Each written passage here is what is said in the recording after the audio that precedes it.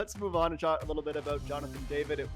It's been a fantastic, resurgent year, especially post-World Cup for Jonathan David. He becomes Lille's second all-time leading scorer, the leading scorer in the 21st century. He got a nice congratulatory message from Eden Hazard on Twitter showing that World Cup match between Canada and Belgium might have just influenced that connection a little bit. But 125 matches, 53 goals after his hat trick. Hazard was on 50 and had the record for the 21st century. Let's talk about the expectations that you gentlemen had for Jonathan David and where he is. I think a lot of Canadians are perhaps ready to see him move on and see if he can continue that on another level. But when you think about the big deal that it was to bring him to Ligue and what he's been able to do and what Lille as a club has been able to do, Gareth, it's pretty incredible for the Ottawa native. Not a bad signing, was he, for Lille? And like the goal total, in terms of what's happened over the last 2 decades, like Eden Hazard was a player that went for over $100 million to Real Madrid. Okay, so they play different positions, different roles, but Hazard at his best was so unbelievably good for Lille and Chelsea, and obviously for various reasons he's fallen off a cliff, but. Lille, or David for Lille, the goal total's fine.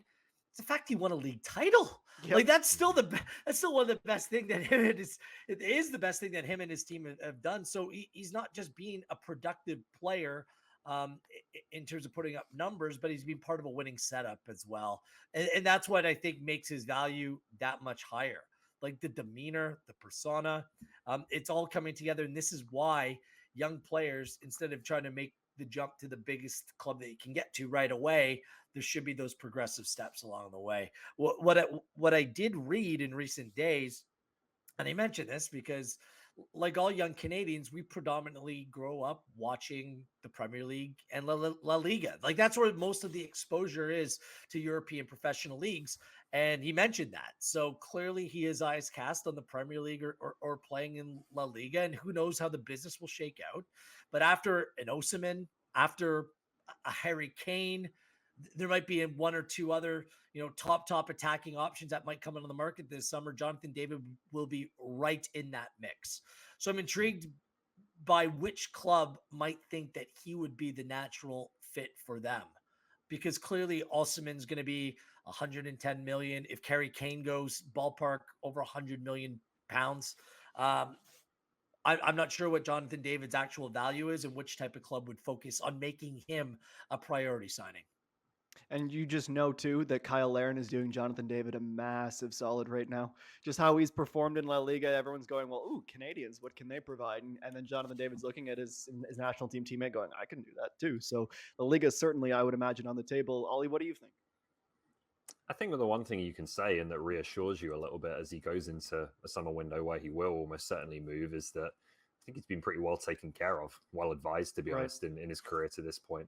Belgium was the perfect first step for him, a club that brought through young players. He got the opportunity to play there, to score, to put himself in the shop window. And then he's gone to Lille, and it's been very steady, right? They haven't rushed into getting him out of Lille to one of those bigger leagues. I think the progress has been really good. And you can look at certain moments within his time at Lille where there's been some ups and downs. There's been some colder streaks in terms of his goal scoring. But if you zoom out and look big picture at it now, it's kind of like pleasingly linear the way Jonathan David's career has gone, which is not always the case. So, I do think it will be Premier League, or even with La Liga, I'm not sure where he ends up just because of the price tag, right? Like if it's not Real Madrid or Barcelona, which I don't think it would be quite yet, who's going to be able to afford him? But England seems the most likely for me, just for that reason. There's more clubs that could pay the price.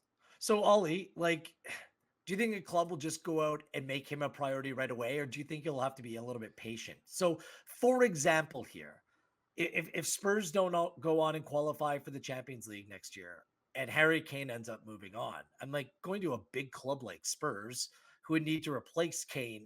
You know what I mean? There could be some musical chairs involved, because I'm not sure if he'll be amongst the top, 2 or 3 number 9s that'll be made priority, but certainly clubs will be smart to kind of maybe find some more value in making a play for a Jonathan David. Yeah, I think there's probably one striker every summer who's top of the tree, and everyone else is maybe, or even it could be even bigger than that, like Mbappe, right? And then everyone else Right. is waiting for the dominoes to fall. And once they start trickling down, then different spots open up at certain clubs who have sold a player. They now need a player, and it kind of works like that. So yeah, I think you have to wait to see how it unfolds in terms of maybe more high profile strikers, and that might dictate where David's options are. One more graphic to show you, and we will talk a little bit about Alphonso Davies after this. But this was very interesting, especially to see all the names on the list together of the biggest fees that have been paid to Canadians to make their moves. And I'll let you two look in your crystal ball a little bit. But Jonathan David already has the record of $39 million. Davies was only 20, and I swear on everything. Every single match I see him play, that it looks like more and more of a bargain. Kone at 12 million, Radzinski 10 million to Everton, Buchanan is the last into the double digits.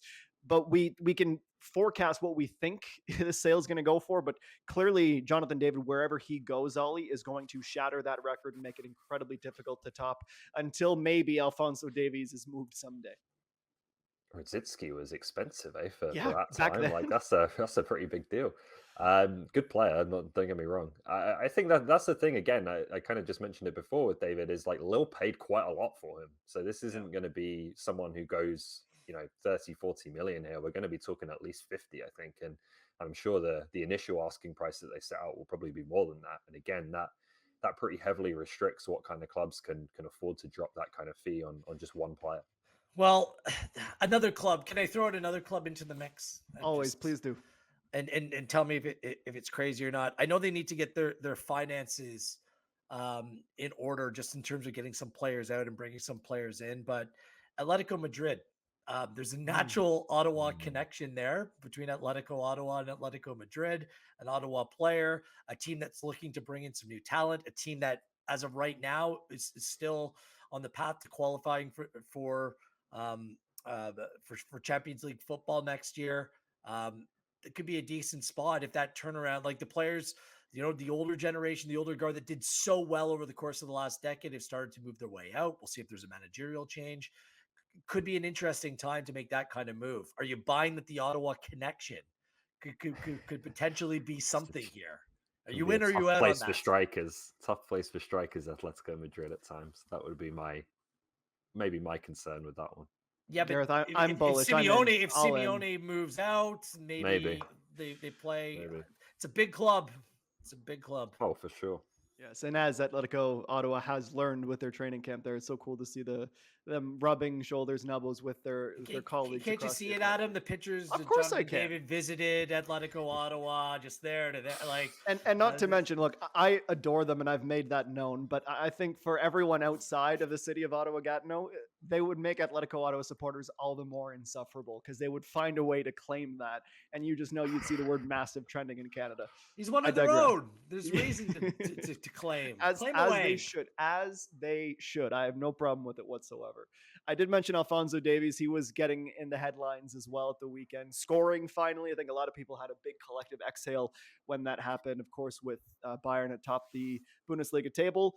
And then the contract rumors that they want to lock him up for a very long time to keep him with Bayern Munich, and as they should. I don't think that's wild by any stretch of the imagination. The question is, Ollie, what does Alphonso Davies have left to prove other than legacy and consistent performance? Well, look, I've said before that I don't see Davies there his entire career because I think he will want to experience something else. But I don't think we're quite at the point yet where you say he has nothing to prove at a club like Bayern. Like, I know in terms of trophies, he's won everything, and you can, I guess, look at it that way. But it's still one of the elite clubs in the world, arguably the best team on the planet today.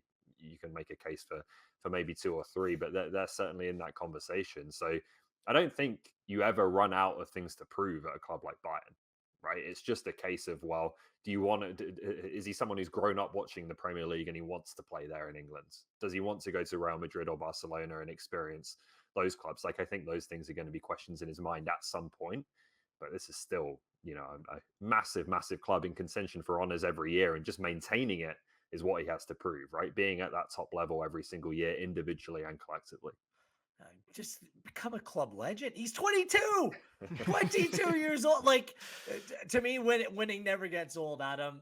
Just keep on, as long as he's from a lifestyle perspective, is getting what he wants out of the deal. That's going to play a bigger role in his life as he gets older. Like, priorities shift and change. The football will always be there, and that's always going to be a massive focus in his life. But what else does he want? What other desires does he have?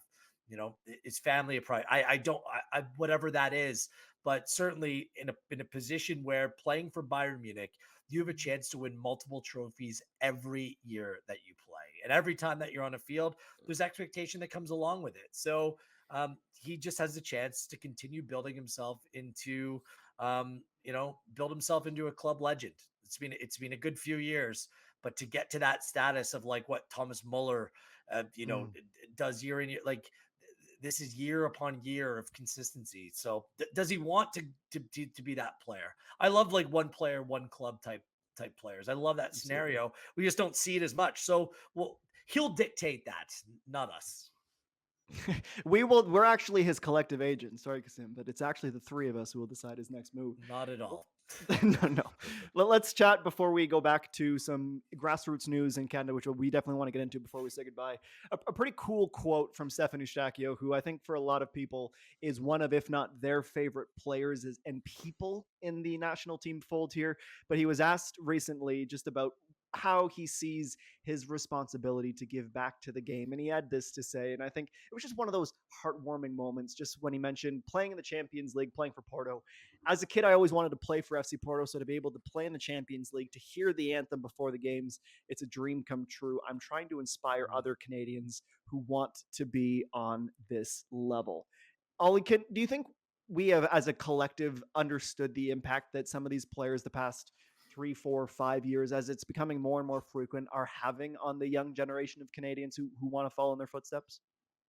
Probably not. It's a difficult thing to quantify, right? Like, I think we'll see more of it in 5-10 years time in terms of what it means to have that, to be able to look at a Champions League game, and okay, there's been one or two here and there in the past, but to see Davies, Eustaquio, these guys who are not just at that level and kind of hanging on to being a Champions League player, but like they belong there, right? They're going to be there every single year for the best part of their careers. So Eustaquio's had an incredible story, I think, from the injury he had playing in Mexico, playing for a smaller Portuguese club to now being one of the top midfielders in that league and a top club like Porto.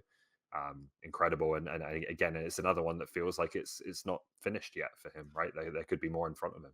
What's super cool is you say, well, that player came from here, and there's reference points there. Like that makes it so much more real. And where do we go from here? The club affiliation association is incredible, but now continue to do it with the national team. We've only scratched the surface there.